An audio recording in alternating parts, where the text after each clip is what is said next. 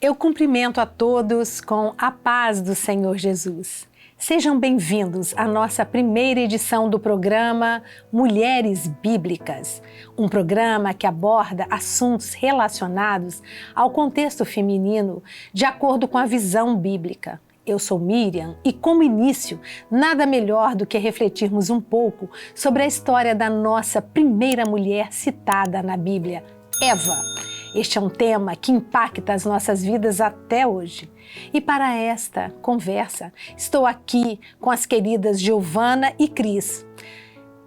Giovana, a paz do Senhor Jesus. A paz do Senhor, Miriam, a paz do Senhor a todos. Cris, a paz do Senhor Jesus. A paz do Senhor, Miriam, a paz do Senhor a todos. Nós vamos iniciar lendo o texto bíblico em Gênesis 2:18. E disse o Senhor Deus: não é bom que o homem esteja só. Far-lhe-ei uma adjutora que esteja como diante dele. Giovana, você tem alguma consideração a fazer a respeito desse texto? É muito interessante, quando o Senhor cria Adão, Eva, o Senhor cria com um propósito. E o propósito do Senhor é criar uma família, porque ele viu que Adão não era feliz sozinho, estava faltando alguma coisa. Nada na criação preenchia o espaço que estava ali. E o Senhor não criou outro Adão. É interessante, o Senhor não criou outro Adão para fazer companhia a Adão. Mas o Senhor criou uma pessoa diferente de Adão. O Senhor criou Eva, com características diferentes, mas que formavam um conjunto que se completava. E quando o Senhor cria Eva, o Senhor cria com um propósito de ser aquela ajudadora de Adão.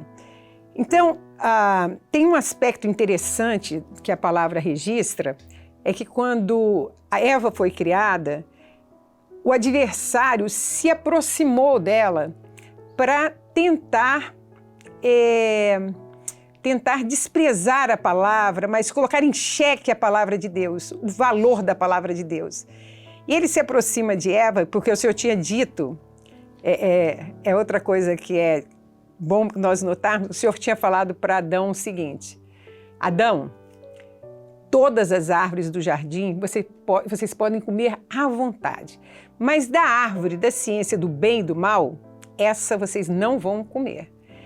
E a Eva, quando a serpente pergunta a ela, o que Deus disse? Que vocês não podem comer de nenhuma árvore do jardim, não é isso?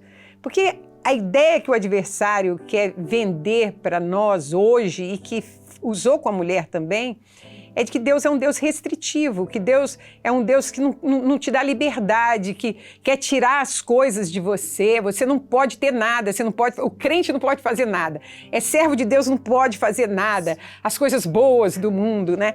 Mas o que na realidade Deus fala é que eles podiam, aquilo tudo que Deus criou, aquela natureza pujante, aquela coisa maravilhosa que Deus tinha criado, estava ao dispor do homem para o homem governar como quisesse. Mas tinha uma ordem do Senhor: da árvore da ciência do bem e do mal não vão comer. E outra coisa que nós temos que observar é que essa árvore, ela não estava em qualquer lugar do jardim, mas ela estava no meio do jardim, ela e a árvore da vida. Porque o homem, ele é sempre colocado diante de escolhas. Ele é sempre colocado em xeque daquilo que ele quer fazer. A árvore está aqui. Você quer o quê? Então o Senhor colocou lá no centro. Você quer? Ou você quer obedecer? Você confia em mim ou você não confia na minha palavra? E quando o adversário fala com Eva, ele fala assim: Eva, se você comer, você não vai morrer. Essa árvore vai te dar conhecimento do bem e do mal e você vai ser como Deus. E aquilo mexeu com Eva. E a palavra diz assim, que Eva, ela olhou o fruto, ela viu que era bom para comer e que ia dar a ela o poder de ser igual a Deus. Então, é a mesma coisa que o adversário tentou Jesus, né? A soberba a concupiscência dos olhos, a concupiscência da carne e a soberba da vida. é o que satisfaz a nossa carne, é aquilo que nos atrai com os nossos olhos, e o querer ser grande, ser como Deus. Muita gente fala, na minha vida ninguém manda, quem manda na vida sou eu. Né? Eu tenho governo, eu é que faço as coisas. Eu vi uma senhora uma vez falar, eu nunca vou servir a Deus, porque ninguém manda na minha vida, quem manda na minha vida sou eu. E é isso verdade. Que o adversário tem colocado diante do homem, né? E ela olha e vê que esse fruto é agradável. Um aspecto interessante de nós vermos é que Eva não estava com Adão. A proposta foi feita para ela. E quando a serpente pergunta para ela, o que Deus disse? Ela fala assim, Deus disse para não comer e nem tocar. E não foi o que o Senhor disse. Mas como ela não ouviu a palavra de Deus, quem ouviu foi Adão, Adão deve ter dito para ela, igual a mãe fala, né? Meu filho, isso é perigoso, nem toca. Não come, nem toca. Então, ele deve ter falado para ela, nem toca. E ela fala para a serpente, mas ela toma a decisão sozinha. E outra coisa que nós temos que notar é que a palavra diz que todo cair da tarde, o Senhor vinha visitá-los. E a primeira coisa que o Senhor fez quando criou Adão foi falar com Adão. Deus queria um relacionamento com o homem, que foi quebrado exatamente com a desobediência. Mas ela não teve a sabedoria de perguntar ao Senhor, ou mesmo a Adão, a serpente me fez essa colocação, disse que nós não vamos morrer. Está errado, porque o Senhor já disse que ia morrer. Mas se ela tivesse tido a prudência, ela teria perguntado ao marido dela. Ela poderia falar, Senhor, eu tive com a serpente, ela disse que não é assim. E é assim até hoje. O Senhor, depois que Jesus morreu e que nós somos restaurados, nós temos essa bênção de poder todos os dias perguntar ao Senhor, Senhor, como é? Senhor, está sendo me oferecido isso, é agradável, eu acho isso bom, Senhor, isso aos meus olhos, eu acho que isso é bom, mas e o Senhor, o que o Senhor acha? Ou para o marido, querido, o que você acha? Eu li isso sobre criação de filhos, eu li isso sobre isso. Não, a palavra fala assim, pronto, está decidido. Não, mas nós podemos colocar diante do Senhor. Isso traz harmonia ao lar, isso nos traz segurança. E é isso que o Senhor tem para nós. E eu acho que isso que Eva a história de Eva tem para nos ensinar. Né? Porque com o erro de Eva, nós aprendemos também, porque estamos sujeitos a erros, como ela também. É interessante, Giovana, que quando Deus deu aquela ordenança e quando Ele nos oferece, né, os limites, Ele coloca os limites, é para preservar a nossa vida, né? E aí nós estaremos livres dentro do governo do Senhor. E Deus, Ele não vem colocar um muro, Ele não vai botar uma parede, olha, aqui no jardim eu vou fazer uma parede, não. Nós não precisamos desse muro, dessa parede, é um conselho, é a voz do Senhor. Essa voz tão maravilhosa, a sensibilidade que temos em ouvirmos a voz do Senhor, em percebermos que é por amor. É uma divisão, quando Ele fala, olha, Ele coloca os limites, Ele coloca em amor, olha, é por amor. Isso é muito maravilhoso, né? Essa forma que nós nos sentimos, né, de escolhermos, mas numa leveza, sabendo que Deus, Ele estabeleceu para o nosso bem, para a nossa vida. Então não há realmente não é uma coisa rígida, uma coisa... Deus confiou, Ele confia. Né? O servo que, quando Deus estabelece, né, uma ordenança, quando Ele fez isso lá, Ele deixou que eles tivessem essa visão tranquila daquilo que viria a ser o bem e aquilo que eles não poderiam nem olhar, nem se aproximar. Não é mesmo, Cris? E é importante porque Sim. O texto bíblico ele fala, né, que o Senhor contemplou a criação e disse tudo era bom, mas uma coisa não era boa, e não era bom que o homem estivesse só. E ele fala, far-lhe-ei uma adjuntora que esteja como diante dele. é muito bom nós trazermos para o início, né? Gênesis é o livro das origens. E o significado, a finalidade para o qual nós fomos criadas, né? Nós fomos criadas com um propósito. E que propósito foi esse, né? Então aqui, ó, a adjuntora que esteja como diante dele, né? Uma adjuntora idônea.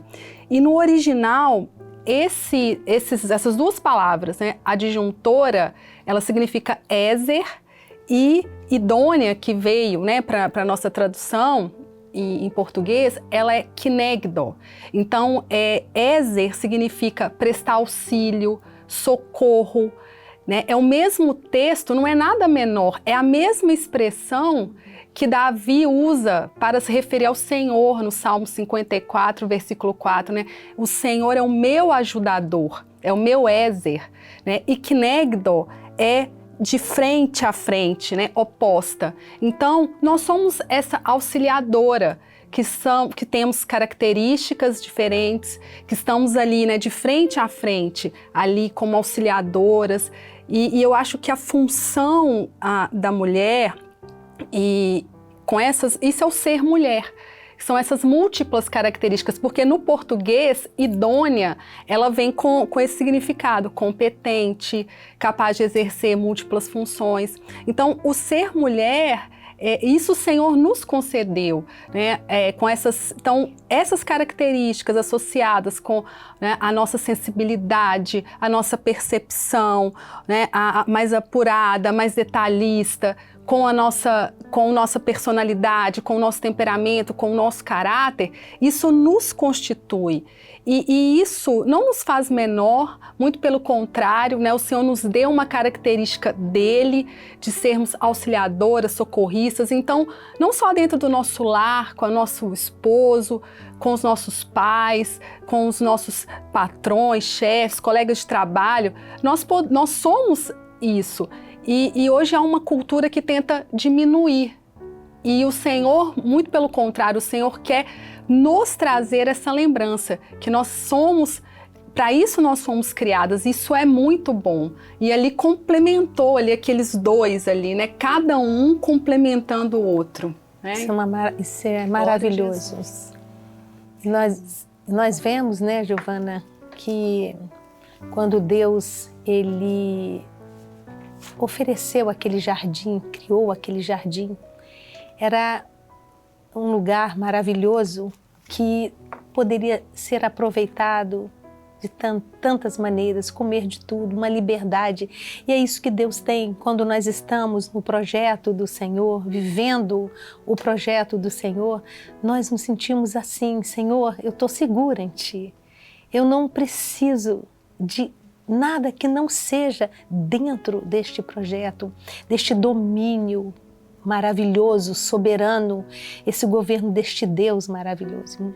Não precisamos jamais de ouvirmos outra voz. É uma voz que nos satisfaz. A voz do Senhor, podemos imaginar ali Eva, Adão, ouvindo a voz do Senhor pela manhã, pela tarde.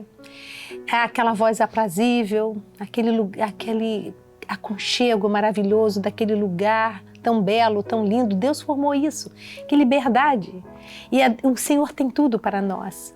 Mas aquele momento ali, em algum momento, podemos imaginar que houve um descuido, né? Houve alguma mudança ali naquele sentimento de Eva, para que ela estivesse próximo daquele limite que Deus estabeleceu como um perigo, como algo que não seria para a vida.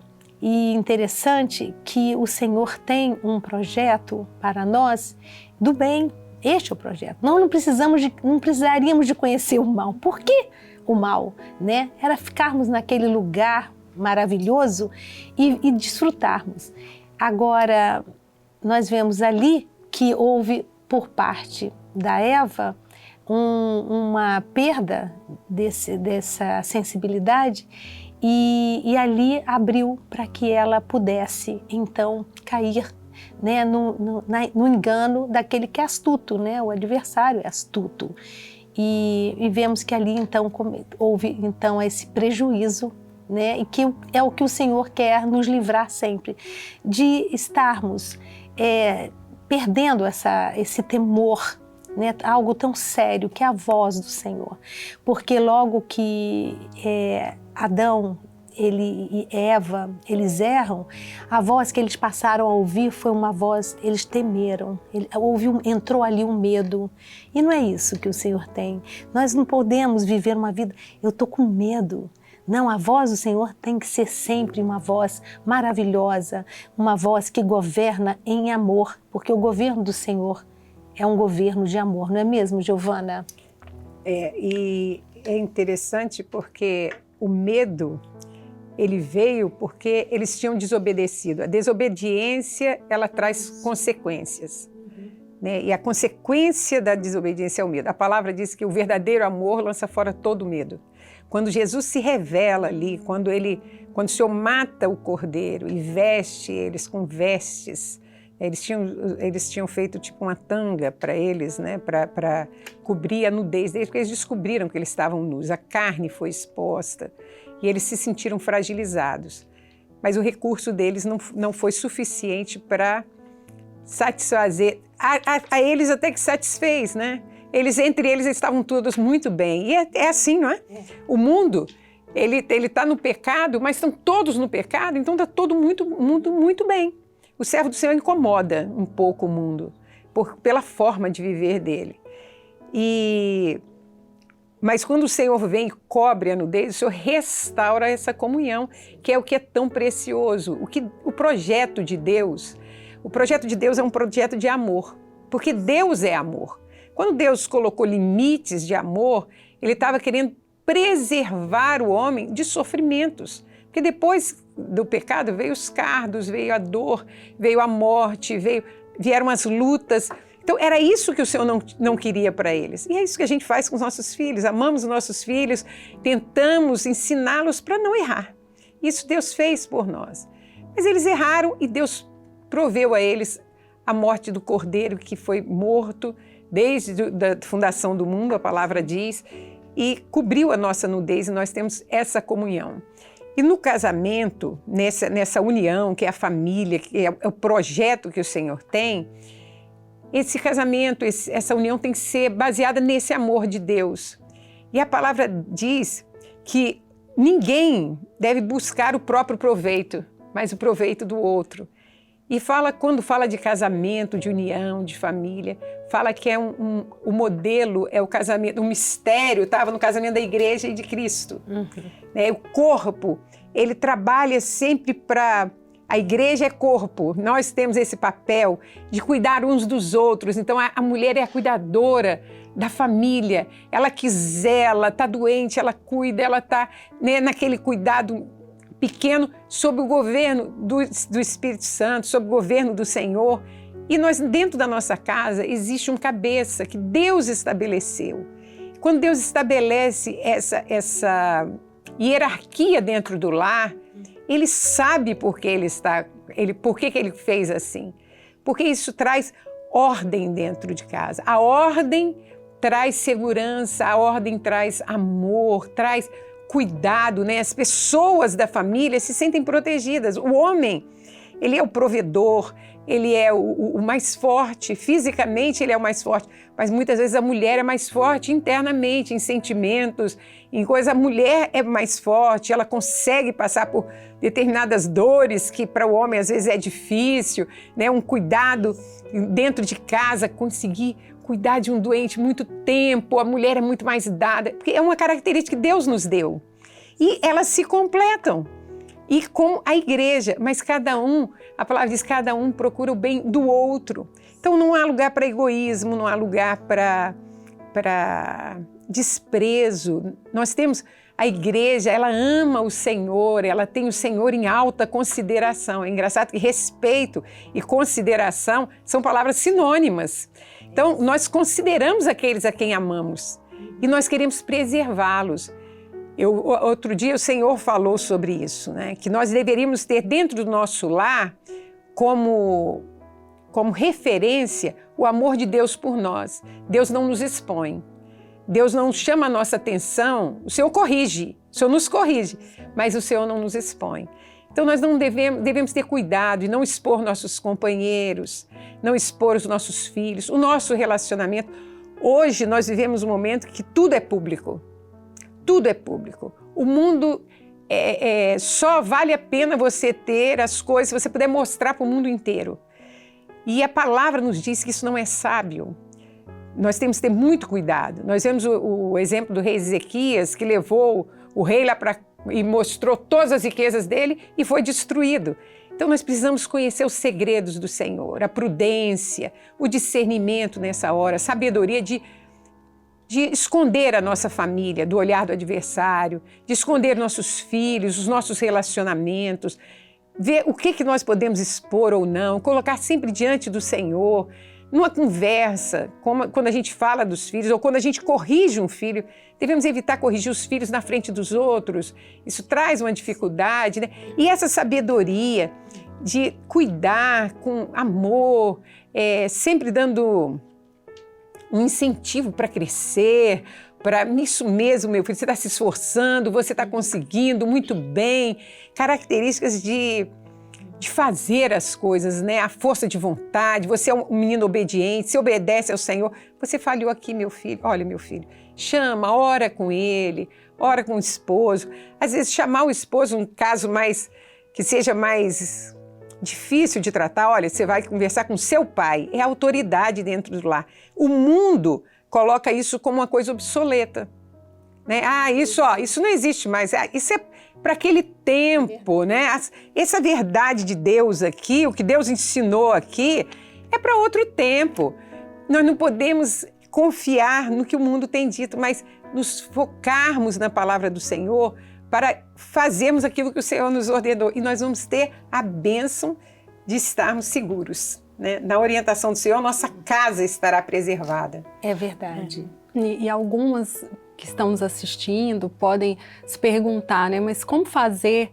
Às vezes são tantas as atribuições, tantas dificuldades, mas a gente sabe que a finalidade pela qual nós fomos criados, a nossa essência, ela está em nós, né? O pecado ali de Eva, né? Eu acho que assim, se fosse possível, se isso fosse possível, obviamente, se tem alguma personagem bíblica que nós gostaríamos de conversar na eternidade, essa seria Eva, não é? E porque com a escolha, a triste escolha dela, trouxe para nós, suas descendentes, sentimentos que não estavam no projeto original, né? Não estavam o medo, a sensação de ansiedade, a tristeza, a injustiça, o sentimento de abandono, a injustiça, a ira, a falta de respeito. Isso não estava no projeto original do Senhor para nós. Mas hoje nós precisamos de lutar contra isso, né? Contra esses sentimentos, aquilo que vem muitas vezes, o nosso opositor que está o tempo todo ali.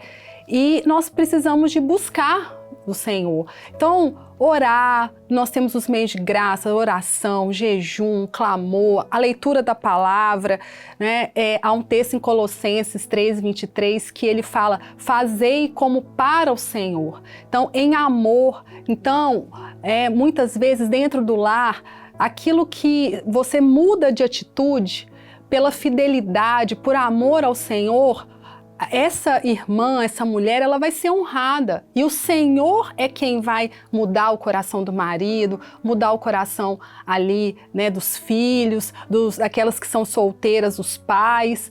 Então, é colocar esse propósito. Senhor, o que eu posso fazer mais para cumprir aquilo que o Senhor me chamou, né, para ser uma ajudadora idônea, para cumprir o seu projeto, servir melhor aqueles que me cercam, na igreja. Isso tudo, o Senhor, ele tem nos dado recurso para isso.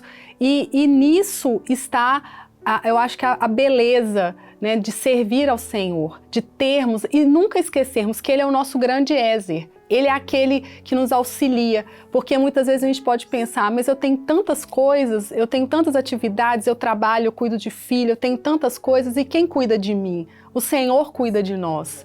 Ele é o nosso auxiliador. Então eu acho que essa é a palavra que eu acho que nós podemos tirar assim, de grande finalidade nesse texto, né, com essa primeira mulher, né, com Eva, que chama-nos muita atenção aqui. É verdade. E é interessante também que a Cris estava falando sobre a gente se mudar, porque a gente não pode mudar o outro, né? Nós não podemos mudar os outros. Nós só podemos começar a mudança através das nossas vidas. E quando nós nos colocamos à disposição do Senhor, Senhor, eu quero que o nome do Senhor seja glorificado na minha vida, na minha casa. Eu quero ser obediente. Mas é difícil. Mas a obediência nunca foi fácil. Não. É interessante que Jesus, quando ele foi obediente, a palavra diz, ele foi obediente e obediente até a morte de cruz. Mas Jesus, para ser obediente até a morte de cruz, ele foi para o Getsemane, ele orou, ele chorou, ele suou sangue. Ele pediu, Senhor, tem misericórdia. Que luta, que prova. Pode passar de mim? Não. Mas seja feita a tua vontade. E muitas vezes nós passamos por isso, né? Às vezes num lar, aqueles que têm lares incompletos, irmãs que têm lares incompletos, podem dizer assim, mas isso é para quem tem lar completo. Não, a palavra não diz isso. A palavra diz que até se o marido for infiel, que ele, através do seu testemunho, sem palavras, possa ser que você possa ganhar ele para o Senhor. A mulher através do seu testemunho. E a palavra diz que a mulher santa santifica a sua casa. A sua casa, então, seu marido. É difícil? É difícil. Não é fácil, mas nós temos que fazer como Jesus, né? Negar a nós mesmos, orar, buscar do Senhor a força, o recurso, a orientação do Senhor. Muitas vezes a dificuldade é grande e nós não sabemos o que fazer. É com um filho que está rebelde, um filho mais, né, que já alcançou uma idade, fez a escolha errada, está rebelde em casa. Senhor, o que eu devo fazer? Porque o Senhor tem a solução. Mais do que a solução, se nossos filhos foram consagrados ao Senhor, eles pertencem ao Senhor. E o Senhor vai nos honrar quando nós formos obedientes a Ele. Ainda que nossos filhos saiam da presença do Senhor, o Senhor vai nos honrar e vai trazê-los de volta. E vai mudar a sorte deles através do nosso testemunho. E nós temos que saber também esperar no tempo de Deus. O tempo de Deus é um tempo perfeito. E quando nós entendemos isso, nós descansamos no Senhor. Muitas vezes nós, dentro do nosso lar, nós estamos vendo muitas coisas erradas. Alguns desvios, até do próprio marido, né, que às vezes não está na presença do Senhor. Nós vamos ver muitos erros, mas nós vamos recorrer ao nosso Deus. Vamos pedir ajuda a esse Deus que tem essa voz maravilhosa. É uma voz que governa, que nos dá realmente a direção, a segurança de que nós vamos vencer. Nós vamos vencer. E é no silêncio, na oração, muitas vezes, os nossos filhos vão ver que há em nós um Deus que está soberano na nossa vida, governando, e eles vão ver pelo nosso exemplo, na nossa postura, eles vão ver que nós somos pais, mãe, diferente, e vão seguir. Algum momento eles vão ser tocados por essa voz maravilhosa do Senhor, né? E é interessante que quando você está falando isso, né? Nós precisamos saber o tempo do Senhor, mas o Senhor nos dá orientações assim bem seguras de quando nós temos uma herança para passar para os nossos filhos. Essa herança é a palavra do Senhor. Perfeito. Que foi o que Adão passou para Eva. Né? Adão recebeu a orientação do Senhor, passou para Eva. E nós passamos essa orientação para os nossos filhos, que a palavra diz assim, intimarás aos teus filhos. Quando? Quando você levantar, quando você estiver no caminho, quando vocês estiverem no caminho, estiverem juntos, né? Sim. Então, o nosso caminho é exemplo para os nossos filhos. Nós andamos no caminho. Perfeito. E eles são ensinados a andar no caminho também. Sentamos na nossa mesa, é a palavra do nosso lábio. Então, a palavra é que nos dá livramento, que livra os nossos filhos, que livra a nossa casa, desde pequenos. Meu filho, a palavra do Senhor diz isso. Está na rua, meu filho, você viu aquilo ali? Ó, Nós não fazemos isso porque a palavra do Senhor nos ensina assim. Estamos na escola, meu filho, você aprendeu isso na escola, mas a palavra do Senhor diz isso. E nós vamos criando neles uma identidade de servo de Deus.